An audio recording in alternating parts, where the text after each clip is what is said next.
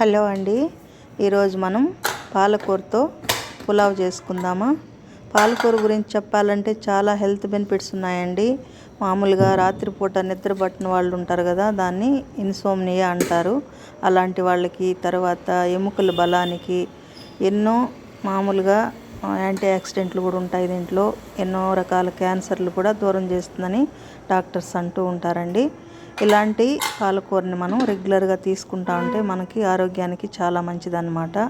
నేనైతే ముందుగా ఒక కట్ట పాలకూర తీసుకున్నాను. ఈ పాలకూరని లేత కాడలుగా ఉంటే వేసుకోవచ్చు.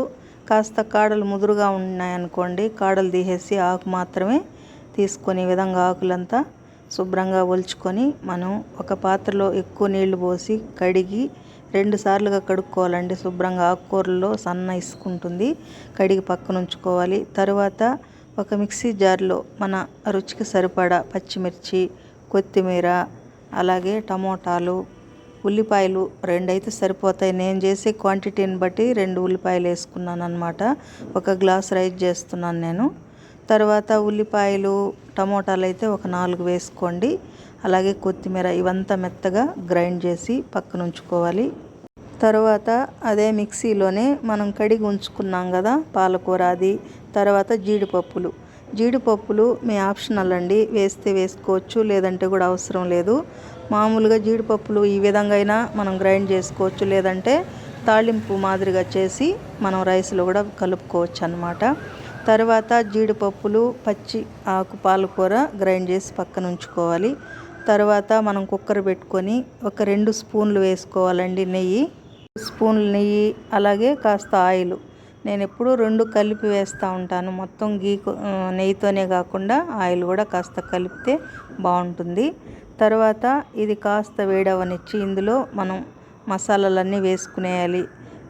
ఎక్కువ మసాలాలు ఏం పట్టవండి. దాల్చిన చెక్క, కాస్త లవంగాలు, కొద్దిగా బిర్యానీ ఆకు, తర్వాత ఒక మరాఠీ మొగ్గ, అంతేనండి. తర్వాత అల్లం వెల్లుల్లి పేస్ట్ 1 స్పూన్ వేసుకోవాలి.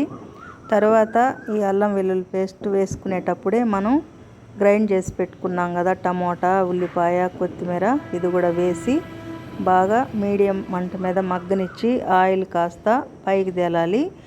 ఈ ఆయిల్ కాస్త పైకి తేలినప్పుడు ఇందులో మన రుచికి సరిపడా ఉప్పు, తర్వాత కాస్త పసుపు, కొద్దిగా గరం మసాలా కూడా కొద్దిగా వేసుకోవాలి. వేసేసాం కదా, ఇది కూడా కాస్త మగ్గనిచ్చి ఇందులోనే మనం మెత్తగా గ్రైండ్ చేసి పెట్టుకున్నాం కదా ఈ పాలకూరని, దీన్ని కూడా వేసి సన్న మంట మీదనే బాగా పచ్చివాసన పోయేదాకా వేపుకొని ఆయిల్ కాస్త పైకి తేలనిచ్చి మళ్ళీ మనం రైస్ని కలుపుకునేయాలి.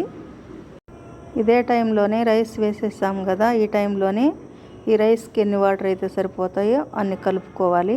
నేనైతే 3 గ్లాసులు వాటర్ పోస్తున్నానండి. ఎందుకంటే మా ఇంట్లో కొద్దిగా ముసలి వాళ్ళు ఉన్నారు, అందుకని వాళ్ళకి రైస్ కొంచెం గట్టిగా ఉంటే తినలేరు. అందుకని లేదంటే 1 గ్లాసు రైస్కి 2 గ్లాసులు వాటర్ అయితే సరిపోతాయి. ఎందుకంటే ఆల్రెడీ మనకు పాలకూరలో కూడా వాటర్ ఉంటుంది కదా, కాబట్టి మీరు వాటర్ కలుపుకునేటప్పుడు కాస్త గమనించుకోండి. ఎందుకంటే మామూలుగా ఆకుకూరల్లో ప్రతి ఆకుకూరలోనూ వాటర్ ఉంటుంది కదా, కాబట్టి మనం కాస్త తగ్గించి వేసుకోవాలి ఆకుకూరలు చేసేటప్పుడు.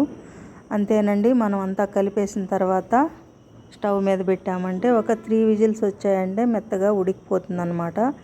ఇది కాస్త మెత్తగానే ఉందండి రైస్, మరీ విడివిడిగా లేదు. ఎందుకంటే నేను చెప్పాను కదా మా ఇంట్లో ముసలి వాళ్ళు ఉన్నారు, వాళ్ళకి మెత్తగా లేకపోతే రైస్ మెదగదని.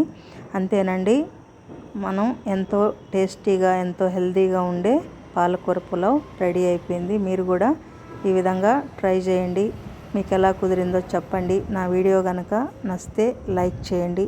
మరిన్ని వీడియోల కోసం నా ఛానల్ని సబ్స్క్రైబ్ చేసుకోండి. ఓకే అండి, థ్యాంక్ యూ ఫర్ వాచింగ్.